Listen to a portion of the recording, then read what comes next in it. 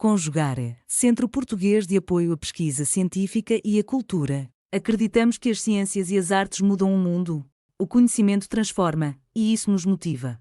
15ª Jornada Virtual Internacional em Pesquisa Científica, com o tema Educação, Inclusão e Direitos Humanos.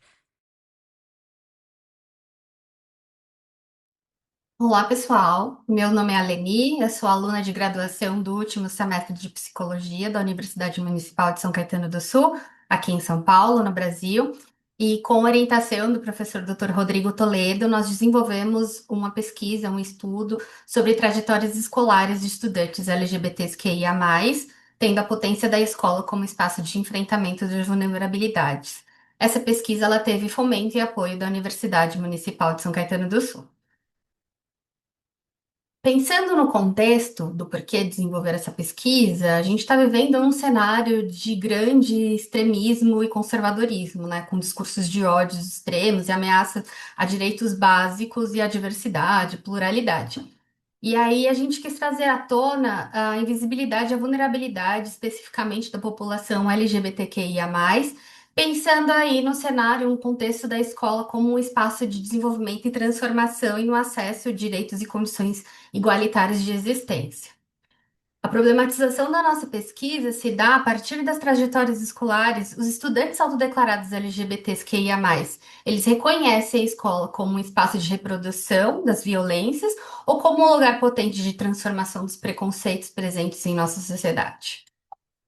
Os objetivos dessa pesquisa, eles foram analisar o desafio, né, enfrentado por estudantes autodeclarados LGBTQIA+, durante a trajetória da educação básica, descrevendo os dilemas vividos por esses estudantes, identificando quais foram as estratégias deles para o enfrentamento dos desafios vividos na escola e propor aí recomendações para instituições de ensino no enfrentamento dessas violências, principalmente aos estudantes LGBTQIA+.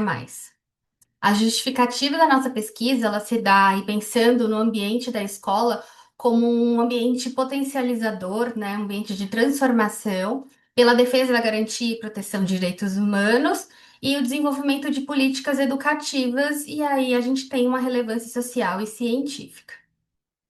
Pensando aí no pano de fundo, nas principais referências que a gente trouxe para ter essa visão e contextualizar os dados, a gente dá um olhar para o Renan Quinalha, no momento que ele dá um olhar e traz para o contexto a história da população LGBTQIA+, que é uma história construída como uma coxa de retalhos. Ela é estilhaçada, dado o silenciamento que essa população vivencia e pouco acessos aos direitos básicos. A gente também traz a visão da Bell Hooks, no sentido de pensar numa educação libertadora, se baseando aí em Paulo Freire, né? Ela traz um olhar no sentido de que os professores eles têm que sair daquela posição hierárquica, detentores de conhecimento, pensando aí na educação bancária depositária, né? E trazer a realidade desses alunos, desses estudantes para o contexto escolar, porque só assim a gente tem uma educação significativa que possa potencializar diversas e diferentes existências. Por último, e não menos importante, Paulo Freire, quando ele diz a realidade só pode ser modificada se o homem descobrir que pode sim e pode sê-lo por ele. Portanto, é preciso fazer dessa conscientização o objetivo fundamental da educação. É preciso, em primeiro lugar, provocar uma atitude crítica, de reflexão que leve à ação. E aí, a Bell Hooks, ela se baseia, né, no Paulo Freire, a gente tem um grande pensador na nossa educação, no sentido de pensar numa educação para transformação, uma educação que desvele a realidade tal qual ela se apresenta, para que dê respaldo e sentido ao sujeito, ao indivíduo que está ali em desenvolvimento e ele consiga se transformar e transformar o espaço em que ele convive. A gente fez uma pesquisa qualitativa exploratória, foi um questionário tipo survey online, e depois a gente fez um grupo de discussão, uma técnica de amostragem em bola de neve. Então, o critério para participar da nossa pesquisa eram pessoas com idade igual ou superior a 18 anos e que se identificasse como membro da comunidade LGBTQIA+, que residam ou que tenham concluído a educação básica na região metropolitana de São Paulo. E aí a gente colocou um olhar aí nesses dados baseados nos referenciais teóricos da psicologia escolar e também baseado nos estudos contemporâneos de gênero e diversidade na escola. Como resultados, a gente teve aí, pensando no recorte demográfico, pessoas, em sua maioria, homens e mulheres cis, brancos. E aí, isso é um recorte, é uma luz que a gente tem que jogar, pensando aí na estrutura da pesquisa, né, no formato bola de neve, que foram pessoas que se conhecem, que foram agregando aí participantes. Quais são os perfis de pessoas que conseguem existir, concluir a educação? Pessoas brancas e pessoas cis. Onde estão aqui as pessoas trans pretas, por exemplo? É um questionamento que a gente traz. E a maioria dessas pessoas, pessoas pansexuais ou bissexuais, que já concluíram o ensino médio, estão cursando o ensino superior ou já cursaram. E aí, pensando, na expressão de gênero e orientação sexual no espaço escolar, para esses participantes, a gente pensou o que que essa orientação, esse gênero, gerou situações do quê? Quais palavras que vêm para você? E aí a gente tem situações de xingamento, discussão, bullying, intolerância, exclusão, diversos tipos de violências, tensionamentos. Aqui, pequenininho, a gente tem tolerância, violência material. Pensando aí nas primeiras imagens que vem à mente quando você pensa no ambiente escolar, o que que essas pessoas responderam? E aí a gente tem aí o contraponto, né? Essas pessoas elas pensam, quando vem aí pensar na escola, no desenvolvimento, no aprendizado, na convivência, na comunidade, na diversidade. Em contrapartida, a exclusão, o bullying, a limitação, né? E bem pequenininho ali o acolhimento.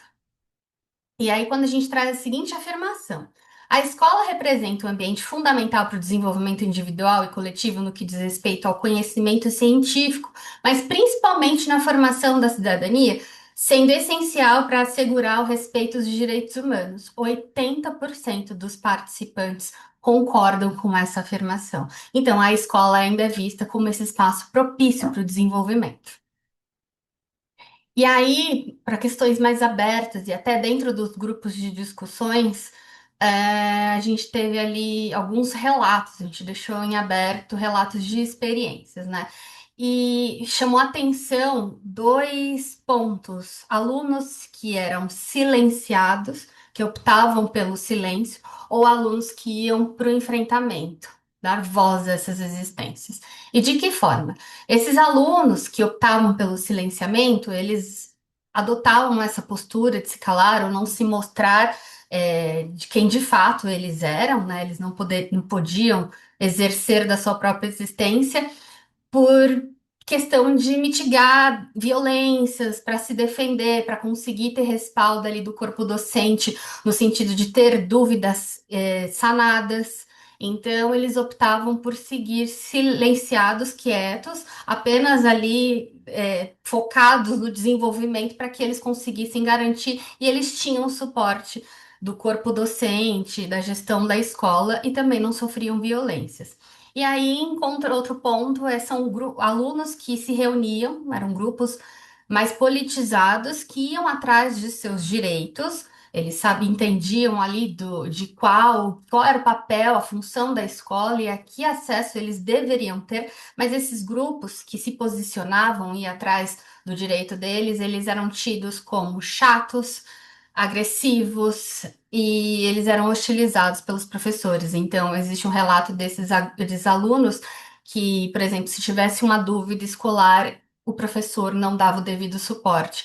Inclusive, há relatos de participantes que de terem sofrido violências e abusos pelos próprios professores, com conivência de professores, porque se eles tinham uma existência ali dissidente fora da norma hetero-cis, eles estavam ali para serem objetificados. Então, tudo bem outro professor ou um colega ali violentá-los.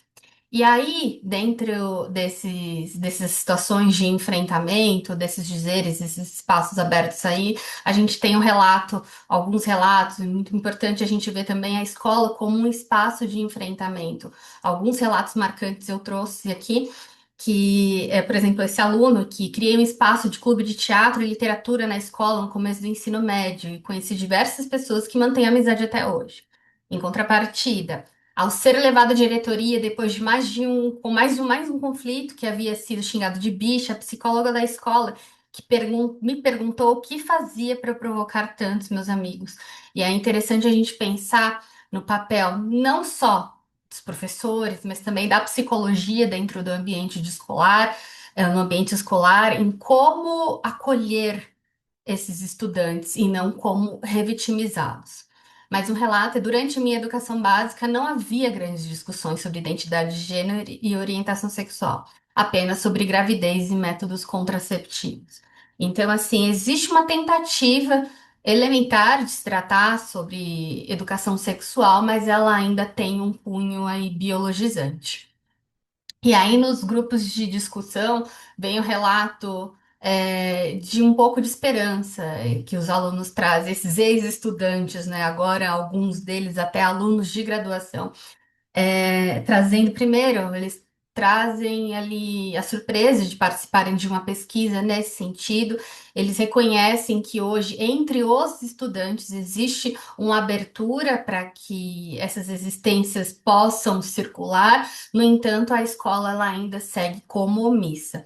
E aí existe aí um relato, o mundo mudou um pouco. Não que a escola tenha mudado essa postura, mas porque os estudantes estão abertos e têm um pouco de compreensão a respeito da sexualidade e da diversidade.